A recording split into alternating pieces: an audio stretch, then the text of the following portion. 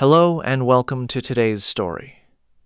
My name is Philip, and I like to dive deep into scary Asian stories and cover them in my videos.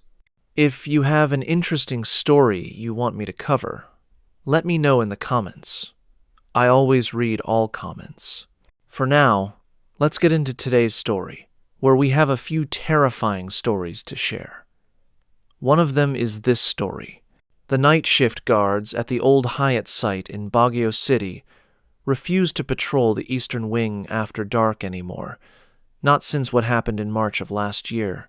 They won't discuss the details openly, but if you press them quietly, away from their supervisors, they'll tell you about the voices that rise from beneath the cracked concrete, soft and desperate, calling out names that no one recognizes. They'll mention the pale shapes that drift between the remaining pillars when the fog rolls in thick from the mountains, shapes that vanish the moment you try to focus on them directly. Most unsettling of all, they'll describe the smell that sometimes permeates the air on humid nights, a sharp, medicinal odor mixed with something burnt and organic, as if the ground itself remembers the fire that never came but should have. The guards have learned to stay near the main entrance, where the streetlights still work and the city sounds offer some comfort. They've learned that some places hold on to their trauma, and that the earthquake of 1986 didn't just destroy buildings, it opened something that has never fully closed. Baguio City sits high in the Cordillera Mountains of northern Luzon, a place where the air stays cool year-round, and pine trees grow thick along winding roads that climb steadily upward from the lowlands. It was built during the American colonial period as a retreat from Manila's suffocating heat, a summer capital where government officials and wealthy families could escape to mountain breezes and misty mornings. By the 1980s, the city had grown into a bustling center of tourism and education, its population swelling during peak season with visitors who came to see Burnham Park, the botanical gardens, and the grand hotels that lined the ridges overlooking the valley. The Hyatt Terraces Baguio stood among the most prominent of these establishments, a massive structure of concrete and glass that rose several stories high, built into the steep hillside with terraced levels that gave each room a view of the surrounding peaks. It was considered modern and luxurious, a symbol of the city's prosperity and appeal. Inside, tourists from across Asia and beyond would gather in the lobby bar, their conversations blending with soft piano music, while staff moved efficiently through carpeted hallways carrying luggage and room service trays.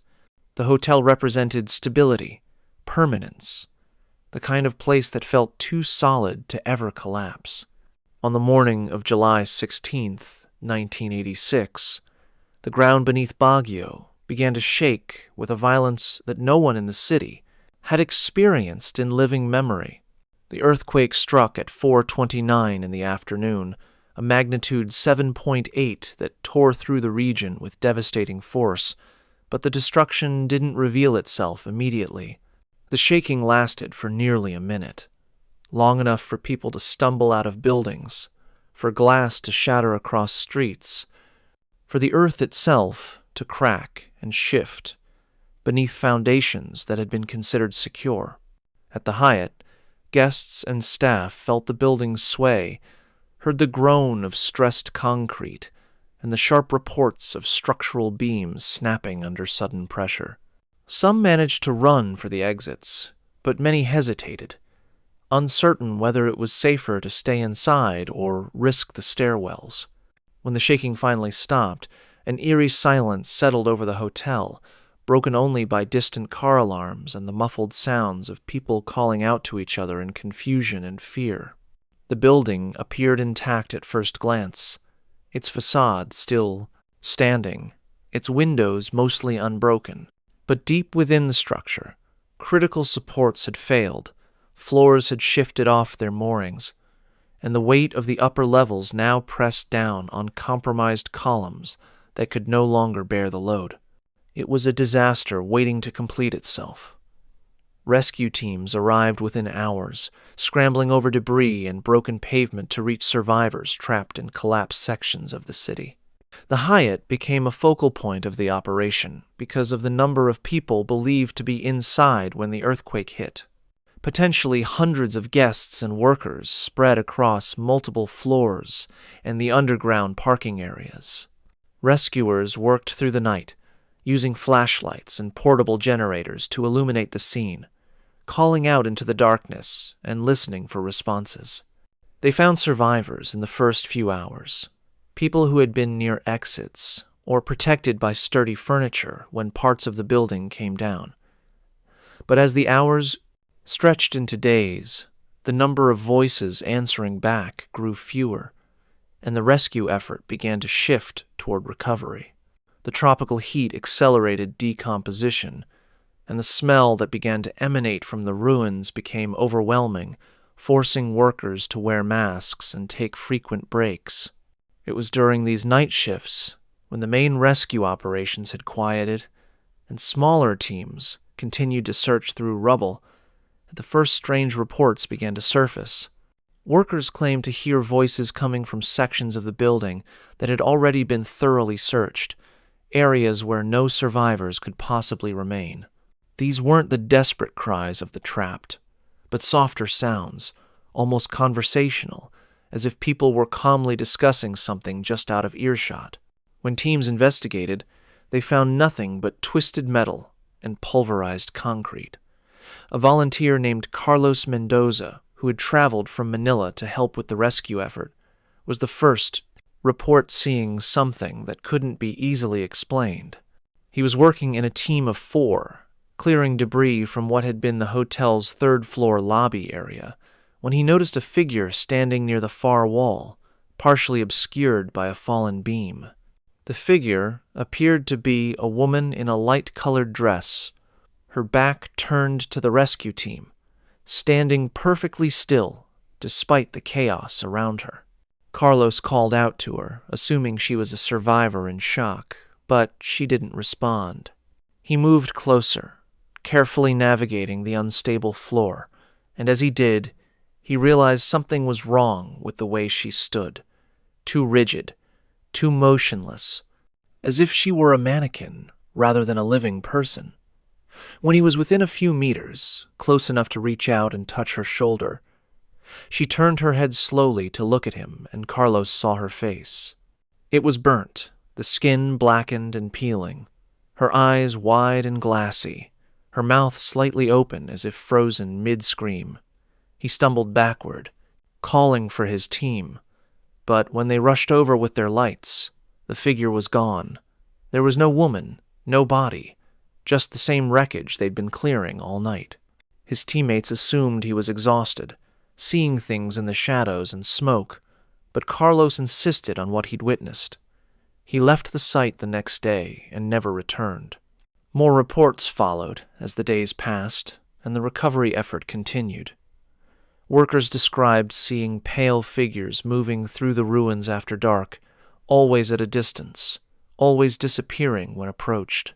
Some claimed to hear knocking sounds coming from beneath the rubble, rhythmic and persistent, as if someone were trapped and trying to signal for help. But when crews excavated those areas, they found only bodies that had been dead for days. The knocking would then resume somewhere else, leading rescuers on exhausting and fruitless pursuits through the unstable wreckage.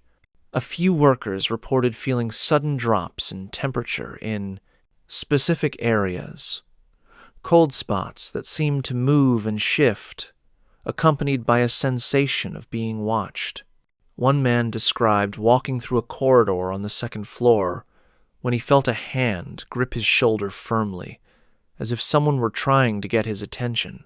He spun around to find no one there, but the pressure on his shoulder remained for several seconds before fading away, leaving him shaken and unwilling to continue. These accounts were shared quietly among the rescue teams, never officially documented, dismissed as stress and exhaustion by coordinators who needed their workers focused on the grim task at hand. But the stories persisted, and a growing number of volunteers began requesting assignment to other sites, unwilling to spend their nights in the ruins of the Hyatt. The official death toll from the earthquake reached over 1,600 across the region, with a significant portion of those casualties occurring at the Hyatt Terraces. The exact number was never firmly established because some victims were never fully recovered, their remains trapped beneath tons of concrete that couldn't be safely removed without risking further collapse. Eventually, the decision was made to halt the recovery operation and seal off the site, leaving portions of the building entombed with those who had died inside. The ruins stood for years as a grim memorial, slowly being reclaimed by vegetation, the exposed rebar rusting in the mountain air, the remaining walls covered in graffiti and weather stains. But even after the site was abandoned by official teams, local residents reported ongoing strangeness in the area. People walking past the ruins at night claimed to hear music coming from inside, the faint sound of a piano playing a melody that no one could quite identify, stopping abruptly when anyone tried to locate its source. Others described seeing lights moving through the empty windows, small flickering points that drifted from room to room as if someone were carrying a candle through the darkness. By the late 1990s, the Hyatt site had developed a reputation as one of the most haunted locations in Baguio, a place that teenagers dared each other to visit after dark, and that ghost hunting enthusiasts traveled specifically to investigate. The stories had evolved and multiplied, each retelling, adding new details, and intensifying the supernatural elements. Some claimed that if you stood near the eastern wall at midnight, you could hear voices speaking in different languages, the conversations of tourists who had died during the collapse, eternally reliving their final moments. Others said that photographs taken at the site would show strange figures in the background, blurred shapes that hadn't been visible to the naked eye.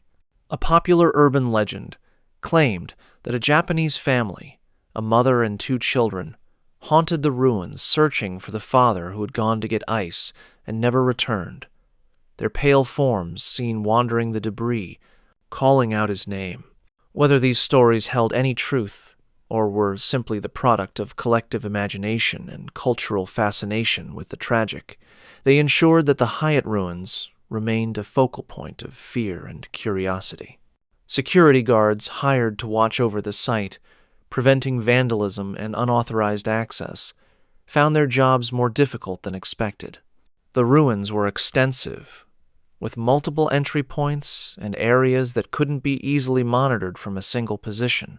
Guards reported that their flashlights would fail without explanation, fresh batteries draining within minutes in certain sections of the site. Some heard footsteps echoing through empty spaces, the distinct sound of someone walking across loose gravel, but found no one when they investigated. A guard named Ramon Flores worked the night shift for 3 months before requesting a transfer, and though he was reluctant to explain his decision, he eventually admitted to colleagues that he'd encountered something that convinced him the place was genuinely dangerous. He'd been making his rounds near what remained of the basement level when he heard a woman's voice calling for help, clear and distinct, coming from behind a pile of debris. He climbed over the rubble, calling back to let her know he was coming, but as he got closer, the voice changed. It became layered, as if multiple people were speaking in unison, and the words shifted from a plea for help to something he couldn't understand, a language or sound that didn't seem human.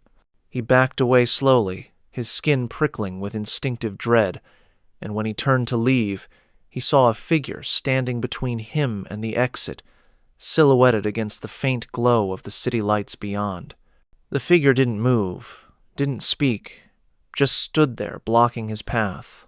Ramon ran in the opposite direction, scrambling through the ruins until he found another way out, and he never returned to that section of the site. The most disturbing pattern that emerged over the years was the consistency of certain details across different witness accounts, despite many of these witnesses having no contact with each other and no knowledge of previous reports. Multiple people described seeing the same woman in a yellow dress, her face obscured by long dark hair, standing motionless in the wreckage. Others reported a burnt smell that would suddenly permeate an area, strong enough to trigger coughing and nausea, despite there being no source for such an odor. Several guards and visitors mentioned feeling an overwhelming sense of sadness wash over them in specific locations, a grief so profound that it brought them to tears, even though they had no personal connection to the tragedy. These recurring elements suggested that something about the site had imprinted the trauma of that day into the physical space, creating echoes that persisted long after the event itself had passed. Psychologists might explain it as collective suggestion, the power of a known tragedy to prime people's minds towards certain expectations. But those who experienced it firsthand found such explanations inadequate, unable to account for the visceral reality of what they'd seen and felt. In 2003, efforts began to develop the site, clearing the remaining ruins and preparing the land for new construction. Heavy machinery moved in to break apart the concrete and remove the debris, a process that took months and required careful coordination to ensure worker safety. During this demolition phase, workers reported a dramatic increase in unusual occurrences. Equipment would malfunction without mechanical cause, engines dying suddenly and refusing to restart until the machines were moved to different locations. One operator claimed his excavator's arm moved on its own, swinging toward him while he stood beside it during a break, forcing him to jump clear before it could strike him. The incident was attributed to a hydraulic failure, but the operator quit the next day. Workers also reported finding personal items that had been buried in the rubble since the earthquake: jewelry, watches, identification cards, photographs, small tokens of lives interrupted. These discoveries had a profound psychological effect on the crews, reminding them constantly that they were dismantling what was essentially a mass grave. Some workers began leaving offerings at the site, small bundles of incense or flowers, hoping to appease whatever spirits might still linger. The land was eventually cleared and redeveloped, new buildings rising where the Hyatt had once stood, modern structures with no physical connection to the tragedy that had occurred there. But even now, decades after the earthquake, people who live and work in the area report strange experiences. Residents of the apartments built on the site describe persistent problems with electronics, unexplained cold drafts in sealed rooms, and the sensation of being watched while alone. Some have moved out within months of moving in, unwilling to articulate exactly what drove them away, but firm in their decision not to stay. Security personnel for the new buildings have their own stories, updated versions of the same accounts that guards reported in the ruins: voices in empty hallways, footsteps on vacant floors, shadows that move independently of any light source. The management companies that oversee these properties don't advertise these issues, and prospective tenants are rarely informed of the site's history. But information spreads through word of mouth, and certain apartments remain consistently difficult to rent, their turnover rates far higher than the buildings around them. Local historians and paranormal researchers continue to document accounts related to the site, collecting interviews and attempting to establish patterns in the phenomena. Some believe that the traumatic nature of the disaster, the sudden violent deaths of so many people, created a kind of psychic scar on the location, an energetic imprint that remains detectable under certain conditions. Others point to cultural factors, the Filipino tradition of respecting the dead and acknowledging their continued presence in the world, suggesting that the stories persist because the culture expects them to, creating a self-fulfilling prophecy. But these academic discussions feel distant and inadequate to those who have experienced something firsthand at the site, who have heard their name called by a voice they don't recognize, or seen a figure that shouldn't exist watching them from the shadows. For them, the Hyatt disaster isn't just history, it's an ongoing presence, a wound that hasn't healed. The last documented incident occurred just 6 months ago, when a maintenance worker entered one of the basement storage areas in the new building complex. He was searching for a circuit breaker panel, following building plans that indicated it should be located along the western wall. As he moved his flashlight across the concrete foundation, he noticed something unusual, a section of older wall visible behind the newer construction, a fragment that had somehow been incorporated into the new building rather than completely removed. The concrete was darker, stained and weathered, clearly from an earlier structure. As he examined it, he heard a sound that made him freeze, a soft rhythmic tapping coming from the other side of the wall, as if someone were knocking gently, trying to get attention. He pressed his ear against the cold concrete and listened, and beneath the tapping he could hear something else, a faint whisper, words he couldn't quite make out, but that sounded urgent, pleading. He pulled away, his heart racing, and left the basement immediately. When he reported it to his supervisor, a team was sent to investigate, but they found nothing unusual, just old concrete that should have been removed during construction, but somehow remained. They sealed the access to that section, claiming it was a safety issue, but the maintenance worker knows what he heard. He knows that some part of the old Hyatt still exists beneath the new buildings, and that whatever happened there in 1986 hasn't finished happening yet. I hope you enjoyed these stories. Tomorrow we will be uploading another terrifying story. Feel free to subscribe and put on your notifications to never miss another scary video. I upload almost every day. Wish you all the best. But that's not the only location in Southeast Asia where tragedy has left something dark behind. Sometimes horror doesn't come from natural disaster, but from something far more inexplicable, something that seems to spread like contagion through the minds of the vulnerable. In Malaysia, just a few years ago, an entire school found itself consumed by an event that defied rational explanation, an outbreak of terror that moved from student to student, transforming a place of learning into a landscape of screaming panic and supernatural dread. What happened in Penang in 2009 remains one of the most documented cases of mass hysteria in modern Asian history. But those who witnessed it firsthand insist that hysteria doesn't capture what they saw, that something genuinely malevolent moved through those hallways, claiming victims one by one. The first student to collapse was a girl named Noor Aizia, a quiet 15-year-old who had shown no signs of distress before that morning in late April.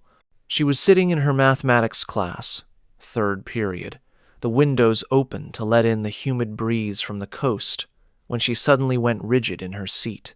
Her classmates noticed her hands gripping the edge of her desk, knuckles white, her breathing becoming rapid and shallow.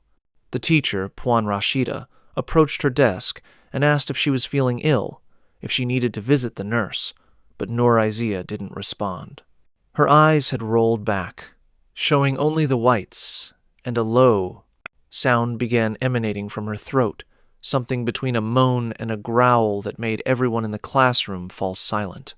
Then she began to scream, a high-pitched wail that echoed through the corridor, and she collapsed to the floor, her body convulsing violently. Several students rushed to help her while Puan Rashida called for assistance, but when they tried to hold Noor Aizia still, she fought them with surprising strength, her arms flailing, her voice now alternating between screams and a rapid string of words in a language no one recognized. It took 4 people to restrain her, and even then she continued to struggle, her face contorted into an expression of absolute terror, as if she were seeing something horrific that no one else could perceive. The school's administration responded quickly, calling for medical assistance and moving the other students out of the classroom to give Nurizia space. A nurse arrived and attempted to calm her, speaking softly and trying to assess whether this was a seizure or panic attack, but Nurizia seemed completely unaware of the nurse's presence. She kept screaming about someone standing in the corner, a woman with no face watching her, reaching for her, and her terror was so visceral, so genuine, that it sent chills through everyone present. When the paramedics finally arrived and sedated her, she went limp almost immediately, her body finally relaxing after nearly 20 minutes of continuous convulsions and screaming. They loaded her onto a stretcher and transported her to the hospital, and the school tried to return to normal, assuming this was an isolated incident, a student experiencing some kind of psychological break that would be addressed by medical professionals. They had no way of knowing that Nurizia's collapse was just the beginning. The second incident occurred the following day during morning assembly. The entire student body was gathered in the courtyard, standing in neat rows organized by grade level, when a girl in the front row suddenly fainted. This wasn't unusual in itself. Students fainted occasionally due to heat or low blood sugar, and teachers moved to help her. But as they lifted her, she began exhibiting the same symptoms as Nurizia: the rigid body, the rolled-back eyes, the inhuman sounds coming from her throat. Before anyone could react, another girl 3 rows back collapsed as well, then another, and within minutes there were 5 students on the ground, all of them screaming and convulsing, all of them babbling about seeing a dark figure moving through the crowd. The assembly was immediately dispersed, students rushing back to their classrooms in confusion and fear, while teachers and administrators struggled to manage the situation. The afflicted girls were taken to the school's medical room, but they didn't calm down. They continued to cry and scream, claiming that the woman was still there, standing in the corner, watching them with empty black holes where her eyes should be. A few of them spoke in voices that didn't sound like their own, deeper, older, filled with malice. By the end of the week, over 30 students had experienced similar episodes, and the school was in chaos. Parents began pulling their children out, refusing to send them back until the situation was resolved, and local media picked up the story, broadcasting footage of students being carried out of the school on stretchers, their faces twisted in fear and pain. The videos went viral across Malaysia and beyond, sparking intense debate about what was happening. Medical professionals examined the afflicted students and found no physiological cause for their symptoms, no evidence of poisoning, infection, or neurological damage. Psychological evaluations suggested mass psychogenic illness, a condition where psychological distress manifests as physical symptoms and spreads through a group via social contagion. But this diagnosis felt inadequate to those who had witnessed the events firsthand, who had seen the genuine terror in the students' eyes and heard the strange voices coming from their mouths. It didn't explain why the episodes often occurred simultaneously in different parts of the school, affecting students who hadn't been in contact with each other. It didn't account for the consistency of the visions, multiple students independently describing the same figure, a tall woman in dark clothing with long hair covering her face. The school's administration, under pressure from parents and local authorities, decided to bring in religious leaders to address what many in the community believed was a spiritual problem rather than a medical one. A group of Islamic clerics arrived to perform ruqya, a form of spiritual healing intended to expel jinn or negative entities from affected individuals. They recited verses from the Quran, placed their hands on the students' heads, and commanded any possessing spirits to leave. Some of the students responded to this treatment, their symptoms subsiding after the cleric's intervention, but others seemed to get worse.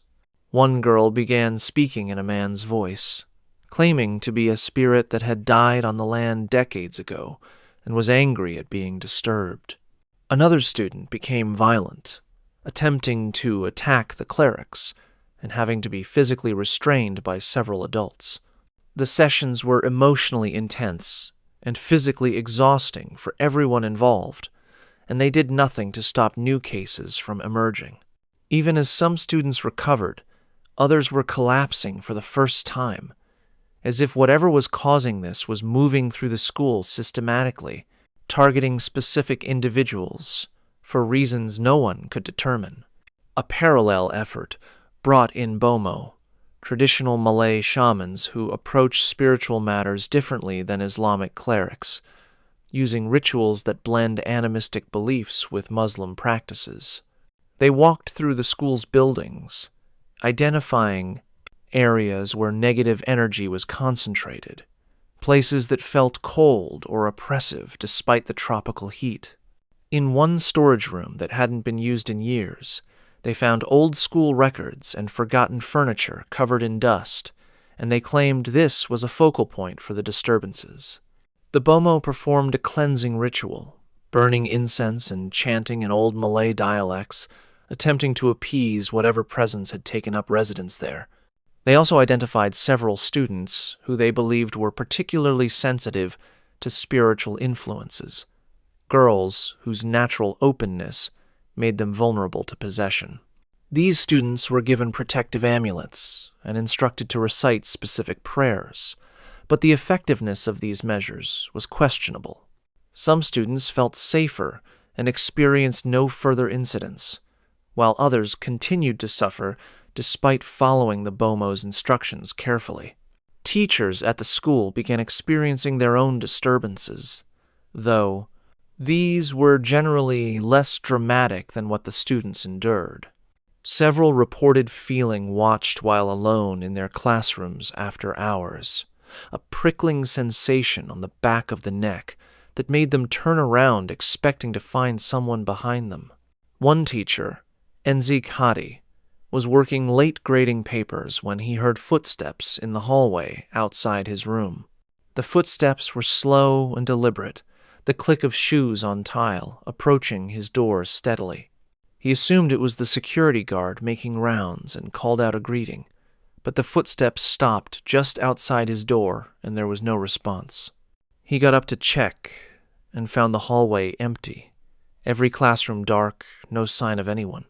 As he stood in the doorway, looking both directions, he felt a sudden cold rush of air pass directly through him, as if something had walked past him even though nothing visible was there.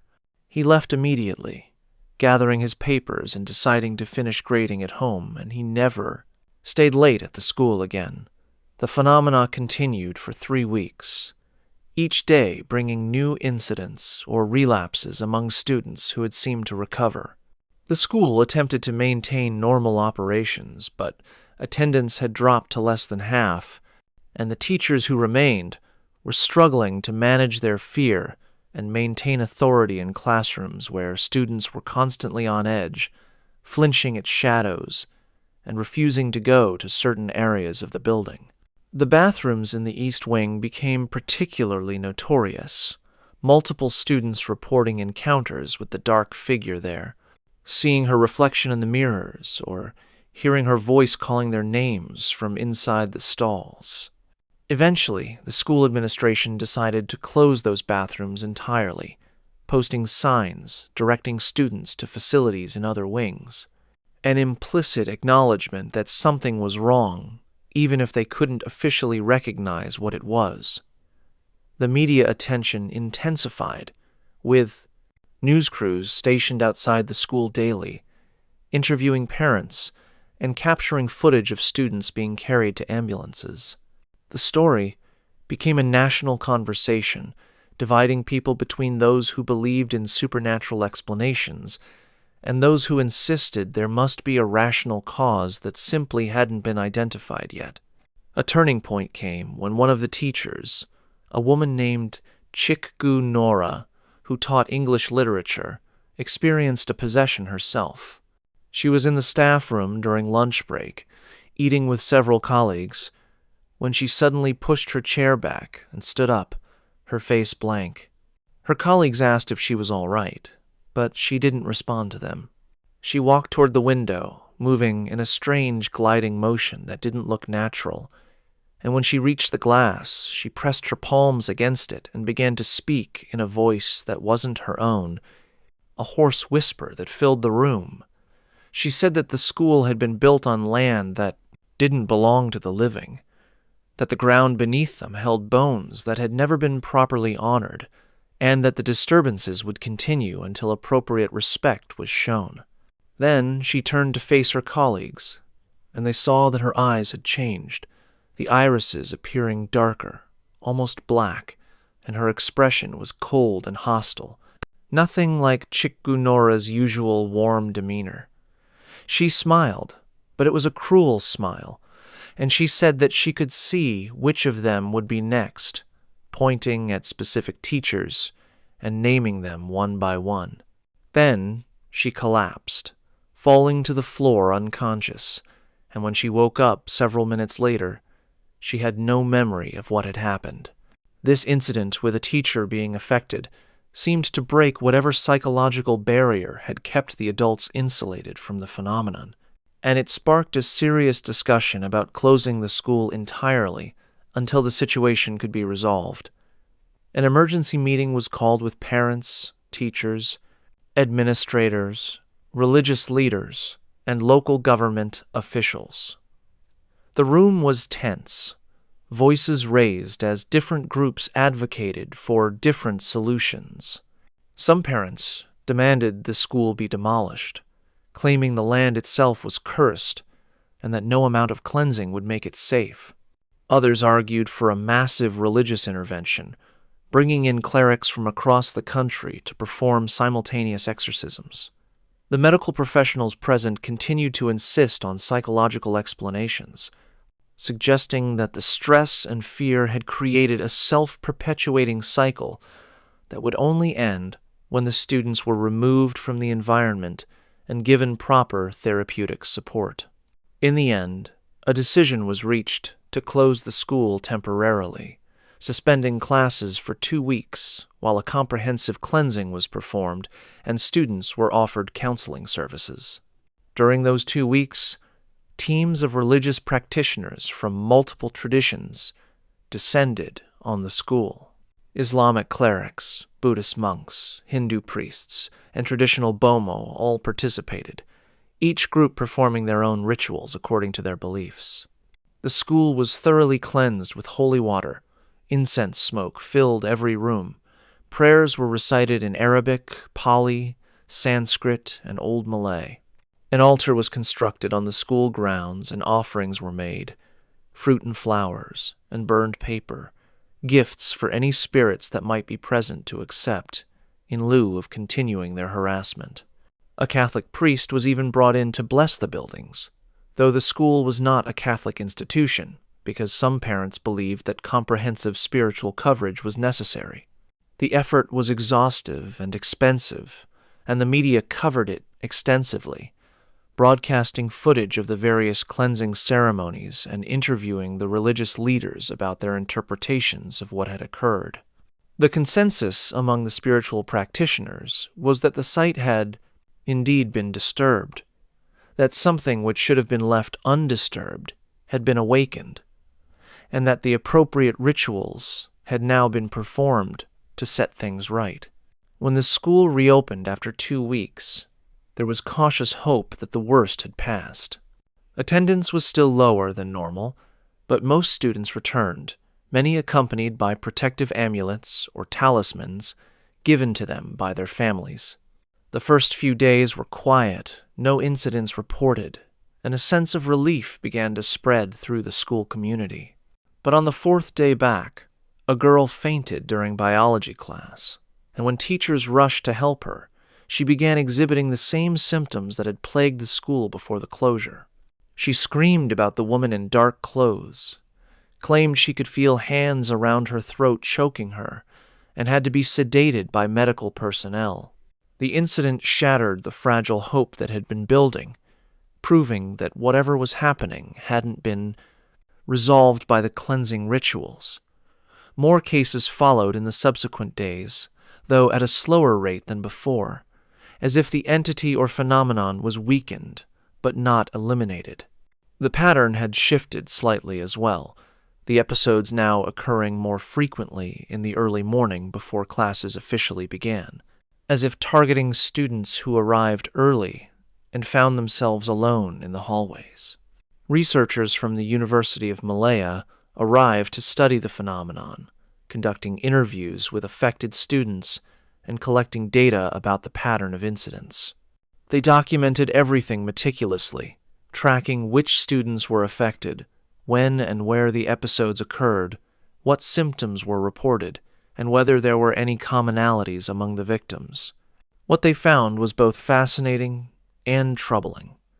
The majority of affected students were adolescent girls between the ages of 13 and 16, though a few boys and adult women had also experienced episodes.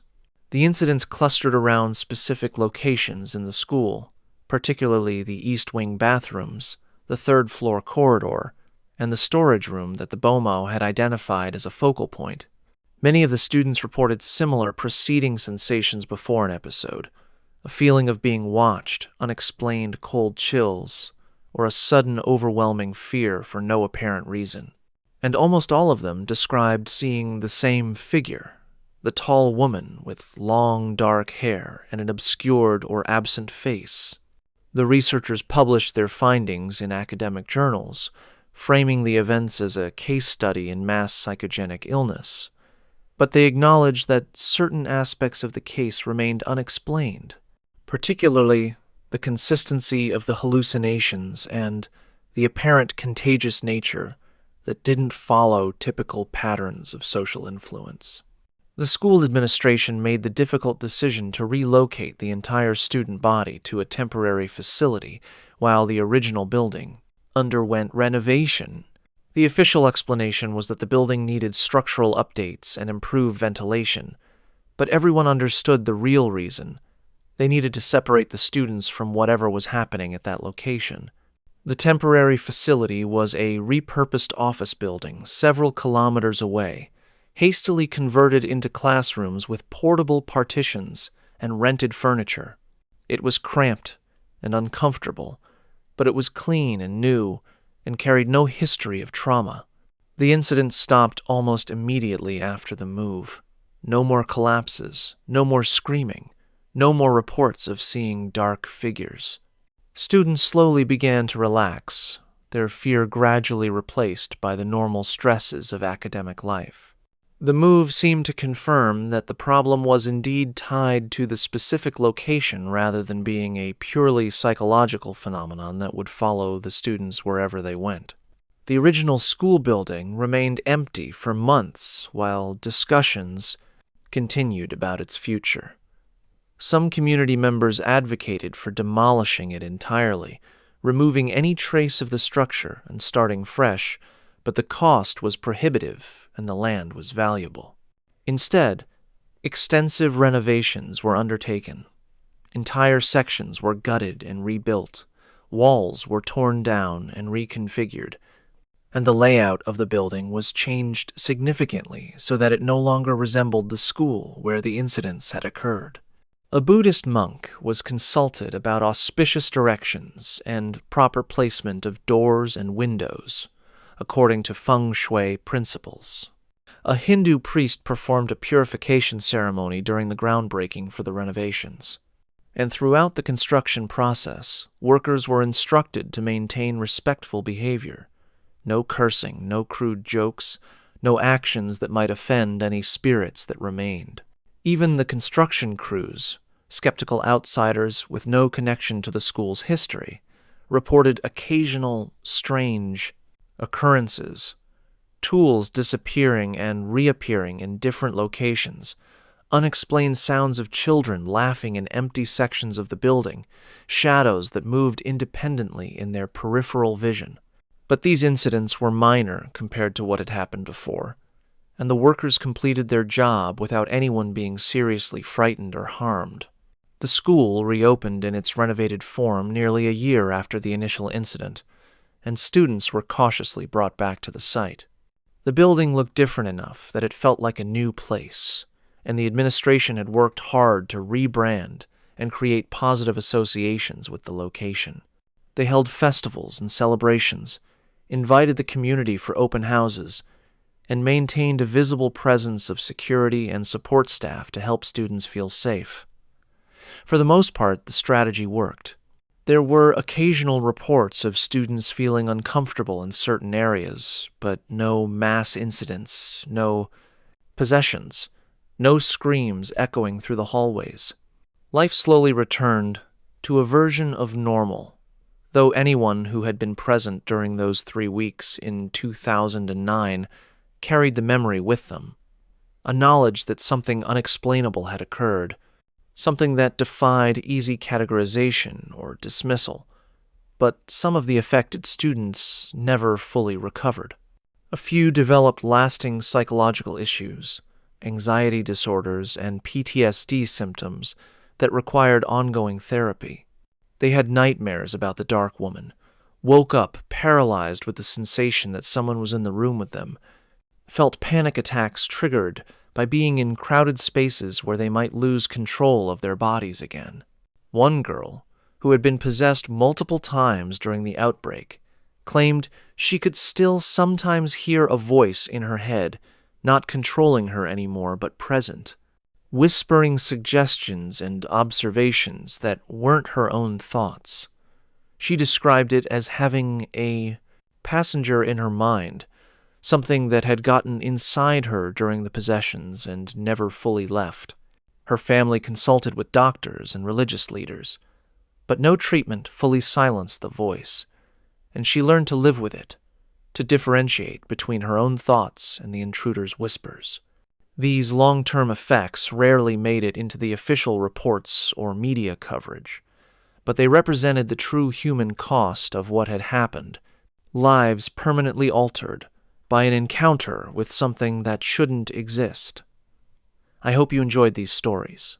Tomorrow, we will be uploading another terrifying story. Feel free to subscribe and put on your notifications to never miss another scary video. I upload almost every day. Wish you all the best. And while these stories already chill the blood, what comes next takes us even deeper into the shadows of Asian horror. Because sometimes the most terrifying encounters aren't with the dead, but with something that was never human to begin with. Something that exists in the spaces between what we know and what we fear.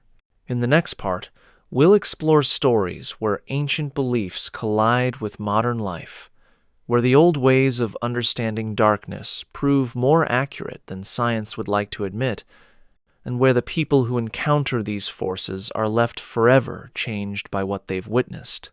The dormitory lights in the Islamic boarding school outside Yogyakarta flickered 3 times before going out completely, plunging the 3rd floor into darkness just after evening prayers had concluded.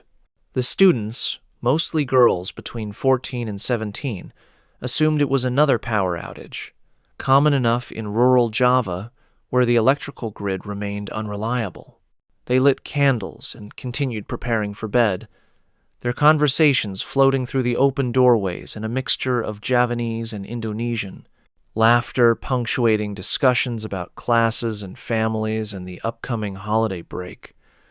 But then, someone on the 2nd floor began to scream, a sound so raw and terrified that it cut through every other noise in the building like a blade. The scream was followed by another, then another, voices layering on top of each other until it became impossible to distinguish individual cries from the collective wail that rose through the building. Girls rushed into the hallways holding their candles, trying to understand what was happening, and in the wavering orange light they saw their classmates collapsing one by one, bodies hitting the tile floor with sickening thuds, limbs jerking in violent spasms. Within 5 minutes, over 20 students were convulsing on the ground, and the number was still growing. The boarding school, known as Pesantren Al-Hikmah, sat on the outskirts of Yogyakarta, in an area where rice paddies stretched toward distant volcanic peaks, and traditional Javanese villages maintained customs that predated the arrival of Islam by centuries.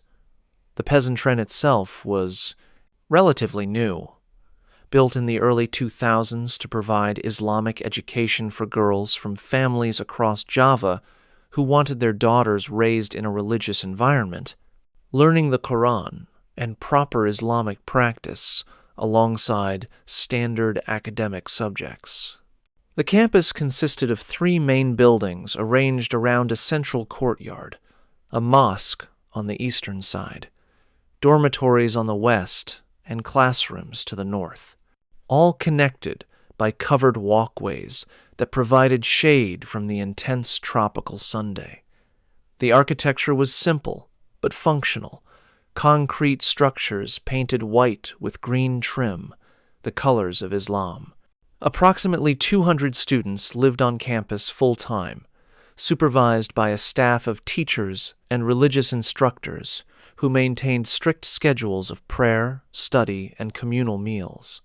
Life at the peasantren followed predictable rhythms, the call to prayer marking time more reliably than any clock, and the students generally adapted well to the structured environment, finding comfort in routine and the close friendships that developed among girls living in such proximity. The area surrounding the peasantren had its own reputation, though this wasn't something the school's administrators advertised to prospective families. Local villagers spoke of the land having a history that stretched back centuries, of sacred sites that had once been used for pre-Islamic rituals, offerings made to spirits of the earth, and ancestors who inhabited the unseen world alongside the living. When the peasantren was built, some village elders had expressed concern about constructing an Islamic institution on ground that had never been properly cleansed of its older associations, that still held the residue of beliefs that Islam had supposedly replaced but never fully eradicated. These concerns were dismissed by the school's founders as superstition, the kind of syncretic folk beliefs that proper Islamic education was meant to correct. But the villagers remembered, and they noticed things that the outsiders who ran the school did not. The way certain trees on the campus grounds never quite looked healthy despite adequate water and sunlight, the fact that birds avoided nesting in specific areas, and the reports from night guards who claimed to see figures moving through the courtyard after dark, shadows that didn't correspond to any physical presence. The evening of the incident had been unremarkable until the moment everything changed. Students had attended Maghrib prayers at sunset, then returned to their dormitories for evening study hours. The weather was typical for the season, humid and warm with occasional gusts of wind that carried the scent of wood smoke from cooking fires in nearby villages. Several students later reported feeling uneasy during the hour before the lights went out, a vague discomfort they couldn't articulate, as if the air itself had become oppressive and watching.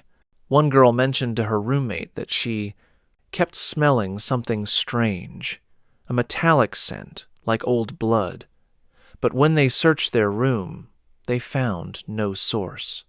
Another student complained of a headache that came on suddenly and intensely, pressure behind her eyes that made it difficult to concentrate on her homework.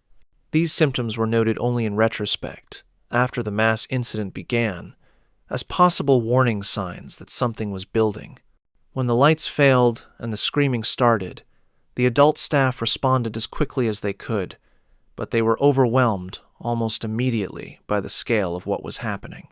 The headmistress, Ibu Siti, a stern woman in her 50s who had run the school since its founding, rushed from her private quarters to find the dormitory in chaos.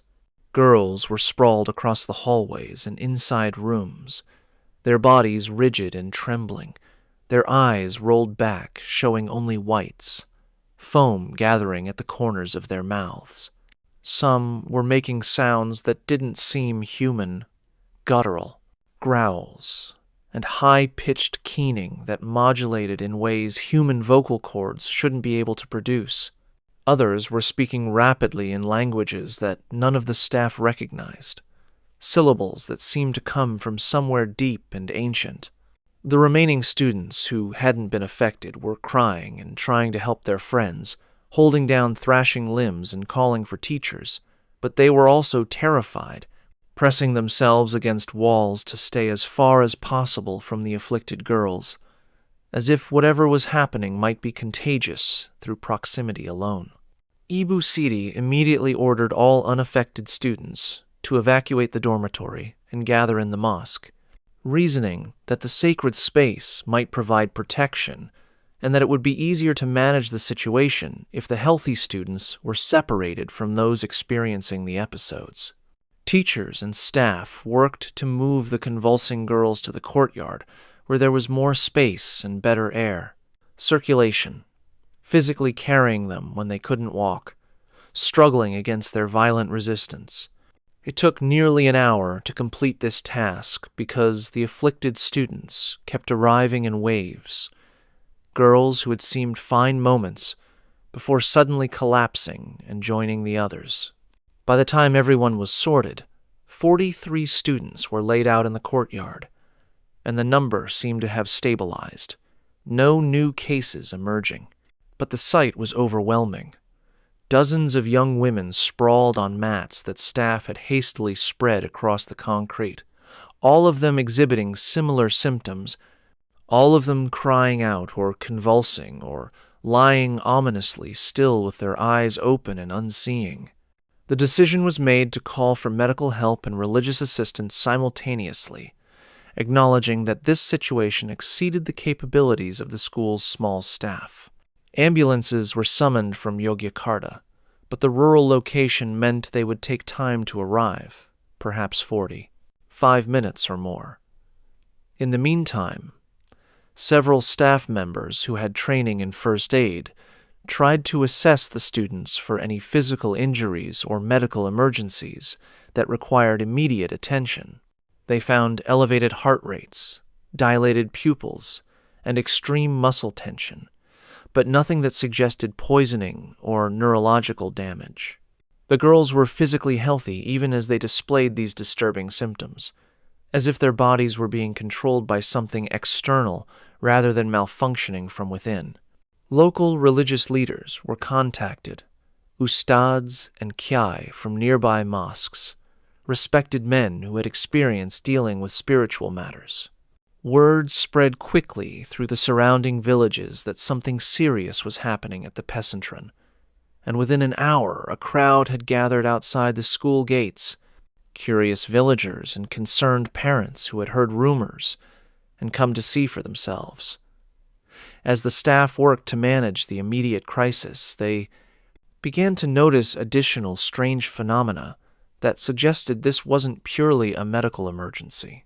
The temperature in the courtyard had dropped noticeably despite the tropical night, cold enough that breath became visible in the glow of the emergency lanterns that had been brought out. The metallic smell that one student had reported earlier intensified, becoming so strong that several staff members felt nauseous and had to step away. And most disturbing, many of the afflicted girls began to speak in unison, their voices synchronizing into a collective chant that rose and fell in rhythmic waves. The words were unclear, distorted by the strange quality of the voices, but the effect was deeply unsettling, as if a single consciousness were speaking through multiple mouths simultaneously. Ibu Siti, despite her stern rationalism and resistance to superstition, found herself reciting prayers under her breath, seeking protection from something she couldn't name but instinctively feared. The first religious leader to arrive was a local ustad named Pak Ahmad, an elderly man with a white beard and gentle demeanor, who had taught Quran at the pesantren occasionally and was familiar with the students. He approached the afflicted girls with caution, kneeling beside them and reciting verses from the Quran, specifically Ayat al-Kursi and the last two surahs which are traditionally used for protection against evil. Some of the girls responded to his recitation, their convulsions slowing, their breathing becoming more regular, but others seemed to react negatively, their agitation increasing, their bodies arching backward with such force that staff members feared they would injure themselves. One girl, a quiet 15-year-old named Dewey, turned her head to look directly at Pakamad while he was reciting, and her expression changed completely, her features twisting into something cruel and mocking. She spoke to him in a voice that was not her own, deeper and rough, calling him by a name no one at the school knew, a name from his childhood that he hadn't used in decades. She told him that his prayers were meaningless here, that this ground belonged to something older than his god, and that he should leave before he was made to understand his insignificance. Pakamad continued reciting, his voice shaking now, beads of sweat forming on his forehead despite the unnatural cold. But Dewey began to laugh, a sound that several witnesses later described as the most disturbing thing they had ever heard. Not quite human, layered with harmonics that seemed impossible from a single throat. More religious leaders arrived as the night progressed, representing different Islamic traditions and approaches to spiritual healing. A Kiai from a traditional peasantrin brought several of his senior students to assist with mass recitations, their voices joining together to create a continuous stream of Quranic verses, meant to drive out any jinn or evil presence. A practitioner of ruqyah, specifically trained in Islamic exorcism, went from girl to girl, placing his hand on their foreheads and commanding any possessing entities to leave in the name of Allah.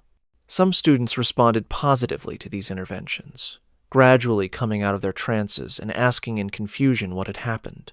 But others seemed to fight back, physically resisting the religious leaders, clawing and biting when they came too close, speaking threats in voices that belonged to no one present.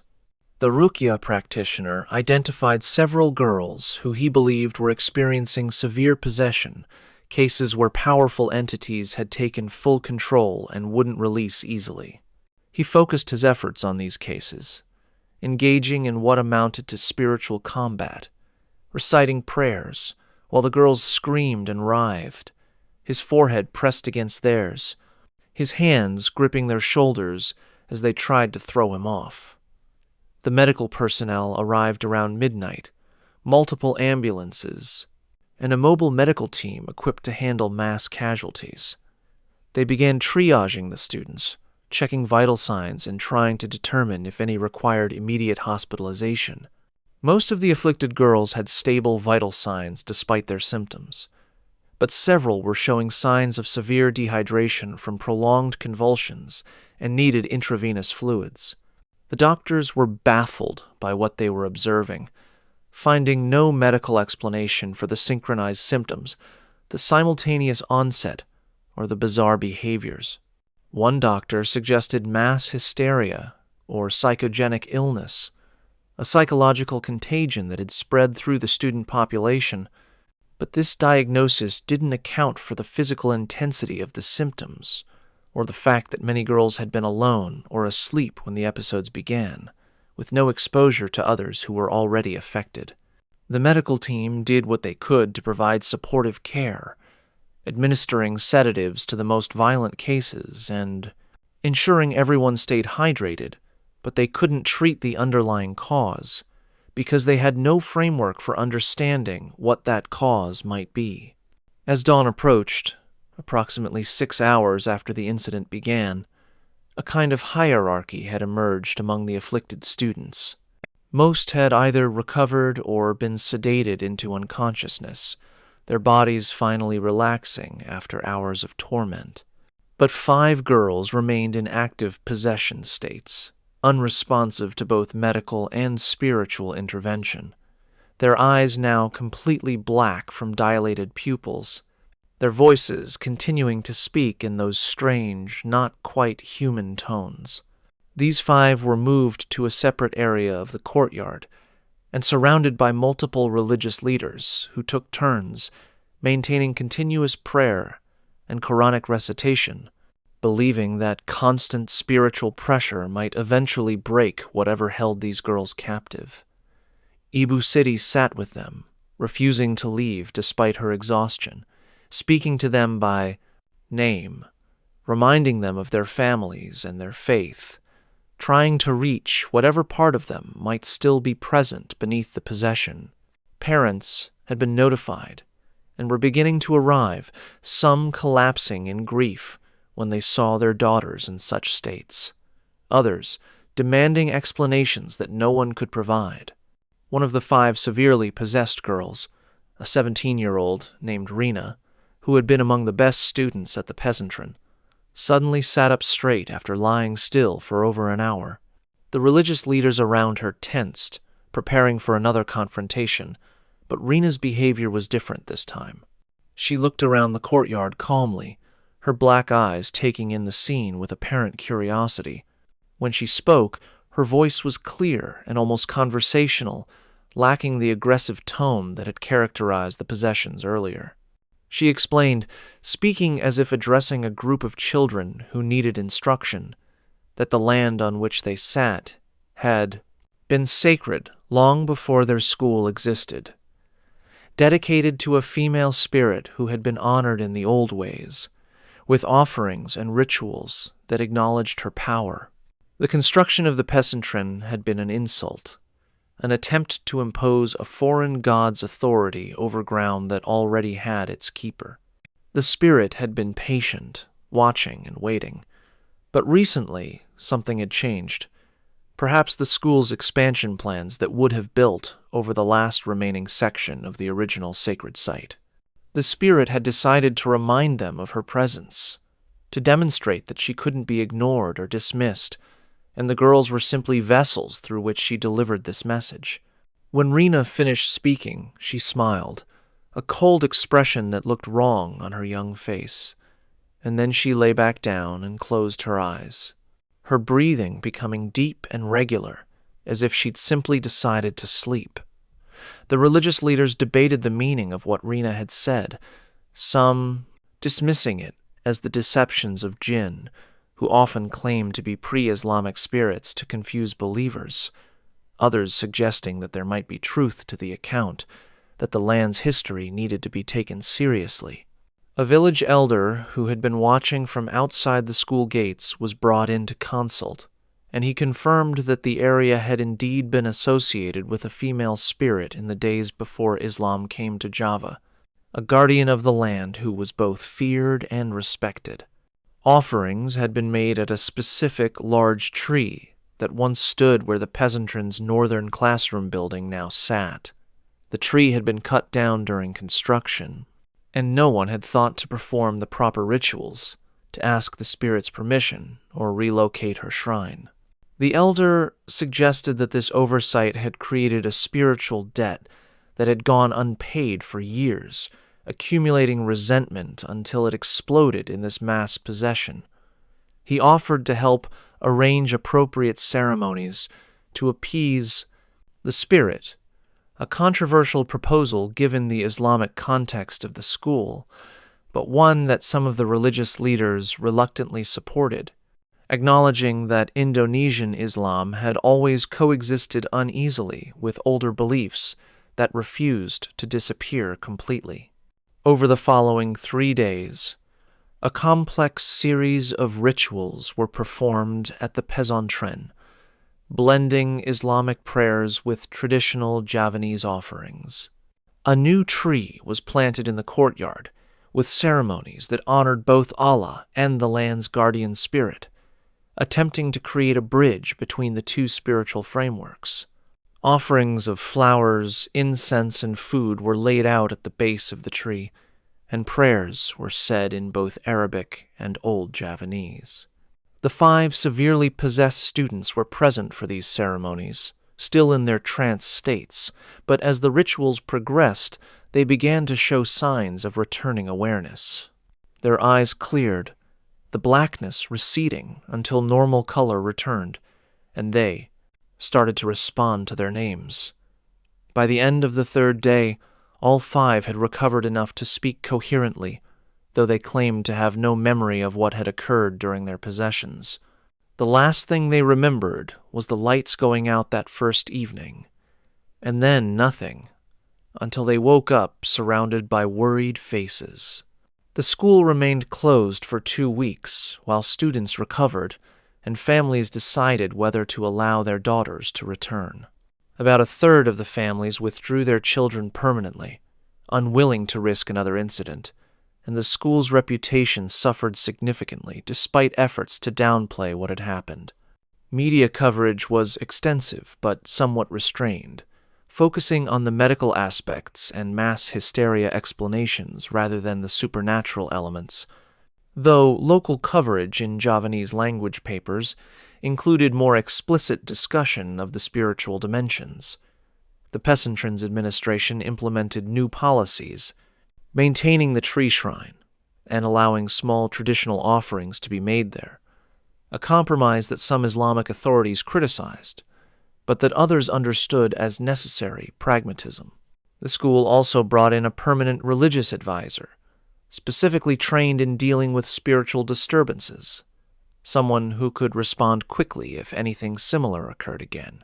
But the girls who experienced the possessions carried lasting effects that no ceremony could fully resolve. Many reported changes in their perception, an ability to sense presences that others couldn't detect, an awareness of the unseen world that felt like a curse rather than a gift.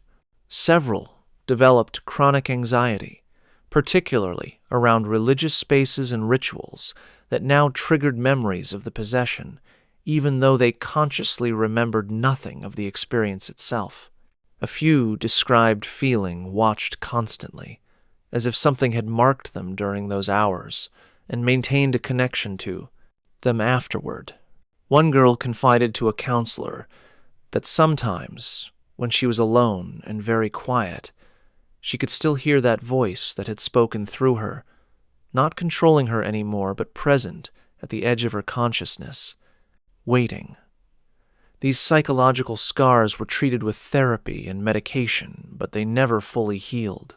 And the girls learned to live with the knowledge that they had been touched by something that existed outside the boundaries of normal human experience, something that could reach into them and use them for purposes they couldn't understand. Years later, some of them would speak about the incident publicly, their accounts varying in details, but consistent in their conviction that what happened was not mass hysteria or medical anomaly, but genuine possession by something ancient and powerful that had used their bodies to send a message that the modern world was unwilling to hear. I hope you enjoyed these stories. Tomorrow we will be uploading another terrifying story. Feel free to subscribe and put on your notifications to never miss another scary video. I upload almost every day. Wish you all the best.